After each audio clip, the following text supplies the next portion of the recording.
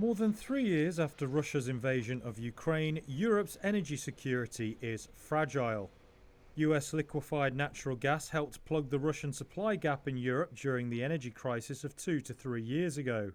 But since then, President Donald Trump has rocked relations with Europe by turning to energy as a bargaining chip in trade negotiations. Businesses are wary that reliance on the US has become a vulnerability. Against this backdrop, executives at some major EU firms have begun to say what would have been unthinkable a year ago.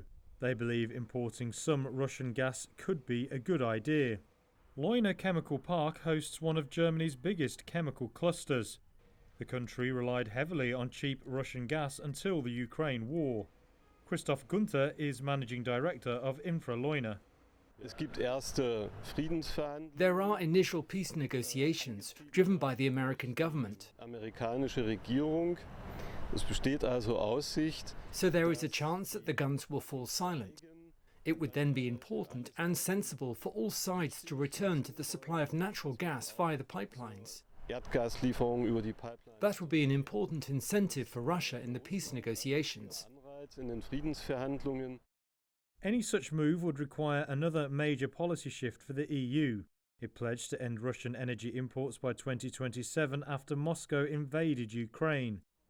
But Europe has limited options and talks with LNG giant Qatar for more gas have stalled. And while the deployment of renewables has accelerated, the rate isn't fast enough to allow the EU to feel secure. US gas covered just over 16% of EU imports last year, behind Norway with around a third and Russia at just under 19%. Moscow's share will drop below a tenth this year after Ukraine shut pipelines.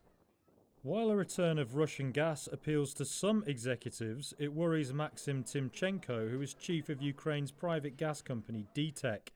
The firm hopes to import US LNG into Ukraine's storage and export it to Europe. Timchenko is quoted as saying it's hard to comment, but his hope is that European politicians learned their lessons dealing with Russia.